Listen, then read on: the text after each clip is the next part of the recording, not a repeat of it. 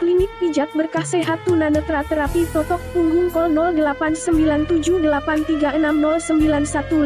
Pengobatan terlarang dalam Islam. Berobat ke dukun, berobat dengan sihir, memakai jimat untuk berobat atau menangkal penyakit, berobat dengan yang haram sudah merupakan naluri bahwa orang yang sakit akan berusaha mencari pengobatan yang terbaik agar penyakitnya bisa sembuh.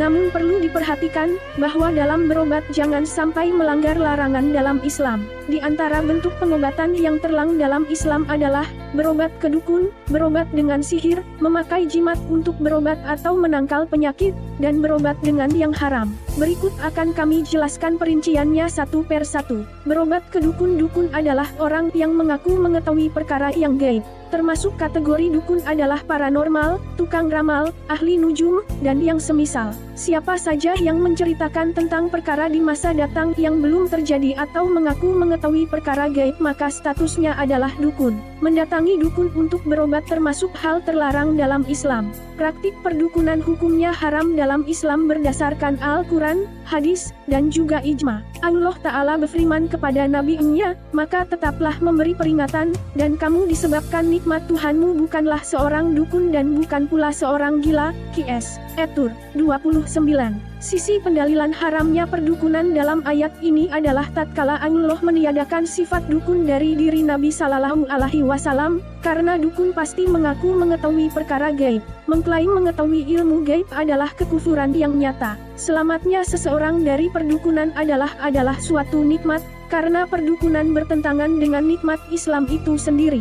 Nabi Sallallahu Alaihi Wasallam bersabda, barang siapa yang mendatangi tukang ramal dan bertanya kepadanya tentang suatu perkara, maka salatnya tidak akan diterima selama 40 hari. HR Muslim. Nabi Sallallahu Alaihi Wasallam juga bersabda, barang siapa yang mendatangi dukun atau tukang ramal dan ia membenarkan ucapannya, maka ia berarti telah kufur pada Al-Quran yang telah diturunkan pada Muhammad. HR Ahmad Hasan. Dua hadis di atas adalah ancaman keras bagi yang mendatangi dukun. Apabila hanya sekadar bertanya namun tidak membenarkannya maka sudah mendapat ancaman tidak diterima salatnya selama 40 hari. Apabila dia membenarkan ucapan sang dukun, maka hukumannya lebih berat yaitu berarti kufur terhadap Nabi. Hadis menunjukkan tentang kufurnya orang yang meyakini dan membenarkan berita dukun dengan berbagai bentuknya. Kesimpulannya bahwa bertanya ke dukun dan membenarkannya termasuk untuk perkara pengobatan, maka hukumnya haram, termasuk dosa besar, bahkan bisa merusak tauhid seseorang. Lihat dalam Al-Mufid fi Muhimati at-Tauhid hal 259-260. Berobat dengan sihir. Perbuatan sihir haram hukumnya dalam Islam berdasarkan Al-Quran, hadis, dan ijma. Sihir termasuk dosa besar, bahkan termasuk satu di antara 7 dosa yang membinasakan. Dalil dari Al-Quran di antaranya, dan mereka mengikuti apa yang dibaca oleh setan-setan pada masa kerajaan Sulaiman, dan mereka mengatakan bahwa Sulaiman itu mengerjakan sihir, padahal Sulaiman tidak kafir, tidak mengerjakan sihir, hanya setan. Setanlah yang kafir, mengerjakan sihir. Mereka mengajarkan sihir kepada manusia dan apa yang diturunkan kepada 2 orang malaikat di negeri Babil yaitu Harut dan Marut, sedang keduanya tidak mengajarkan sesuatu kepada seorang pun sebelum mengatakan, sesungguhnya kami hanya cobaan bagimu, sebab itu janganlah kamu kafir. Maka mereka mempelajari dari kedua malaikat itu apa yang dengan sihir itu, mereka dapat menceraikan antara seorang suami dengan istrinya, dan mereka itu, ahli sihir, tidak memberi mudarat dengan sihirnya kepada seorang pun, kecuali dengan izin Allah. Dan mereka mempelajari sesuatu yang tidak memberi mudarat kepadanya dan tidak memberi manfaat. Dan sungguh, mereka telah meyakini bahwa barang siapa yang menukarnya, kitab Allah, dengan sihir itu, tiadalah baginya keuntungan di akhirat, dan amat jahatlah perbuatan mereka menjual dirinya dengan sihir, kalau mereka mengetahui. Qs. Al-Baqarah 102. Dalil dari hadis adalah sabda Nabi Sallallahu Alaihi Wasallam, jauhilah 7 perkara yang membinasakan. Para sahabat bertanya, wahai Rasulullah, apa saja itu? Maka Rasulullah Sallallahu Alaihi Wasallam bersabda, yaitu syirik kepada Allah, dan sihir. HR Bukhari dan Muslim. Imam An-Nawawi rahimahullah berkata, perbuatan sihir adalah haram dan termasuk dosa besar berdasarkan ijma. Nabi menegaskan bahwa sihir termasuk 7 dosa yang membinasakan. Perbuatan sihir ada yang termasuk kekufuran dan ada yang tidak termasuk kekufuran, namun tetap termasuk dosa besar. Jika dalam sihir terdapat perkataan dan perbuatan yang mengandung kekufuran maka termasuk perbuatan kufur. Jika tidak ada unsur kekufuran maka tidak termasuk kufur. Adapun mempelajari dan mengajarkannya jelas termasuk perbuatan haram, dinukil oleh Ibnu Hajar dalam Fathul Bari. Sihir tergolong perbuatan kekufuran jika ada pengagungan kepada selain Allah baik kepada jin, setan, benda-benda langit, dan lain sebagainya. Termasuk kekufuran juga jika terdapat klaim mengetahui perkara yang gaib dalam praktik sihirnya, lihat dalam Al-Mufid fi Muhimmati at-Tauhid,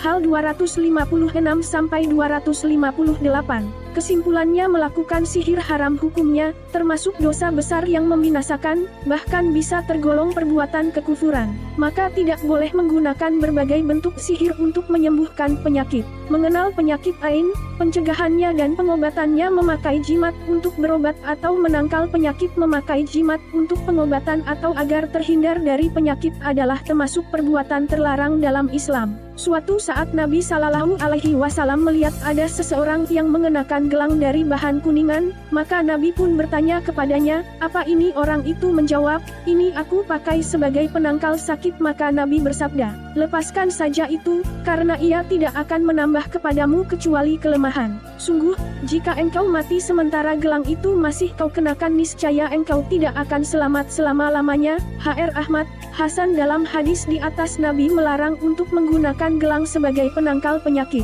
Pelajaran yang bisa dipetik dari hadis ini adalah bahwasanya orang yang mengenakan gelang dan semacamnya sebagai penangkal sakit termasuk perbuatan syirik karena Nabi bersabda, jika engkau mati sementara gelang itu masih kau kenakan niscaya engkau tidak akan selamat selama-lamanya. Ditepisnya keselamatan menunjukkan bahwa orang yang melakukannya pasti mendapatkan kebinasaan dan kerugian. Nabi Shallallahu Alaihi Wasallam juga bersabda, barang siapa menggantungkan jimat, maka dia telah berbuat syirik. H.R. Ahmad, Sahih.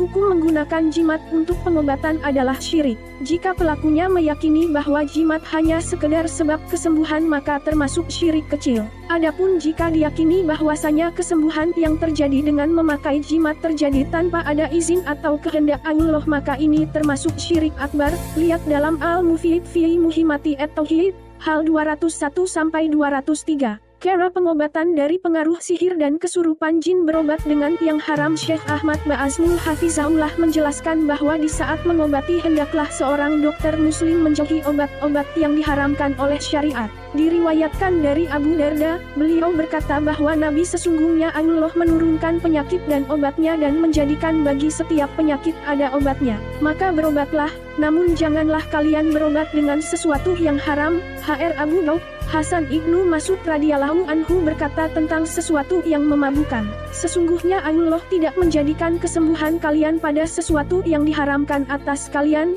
H.R. Bukhari. Maka janganlah memberikan kepada pasien obat yang mengandung alkohol yang memabukkan, dan janganlah mengajarinya menggunakan perkara-perkara yang diharamkan, karena Allah tidak menjadikan kesembuhan bagi manusia pada benda yang haram. Akhlaqu at-Tabib al-Muslim hal 12-13. Demikian di antara beberapa jenis pengobatan yang haram hukumnya dalam Islam dan harus ditinggalkan oleh setiap muslim. Perbuatan yang termasuk dosa besar bahkan bisa tergolong perbuatan kesyirikan dan kekufuran yang membatalkan tauhid seseorang. Seseorang muslim harus selektif dalam mencari ikhtiar dalam berobat sehingga tidak terjerumus dalam pengobatan yang terlarang dalam hukum Islam. Semoga bermanfaat.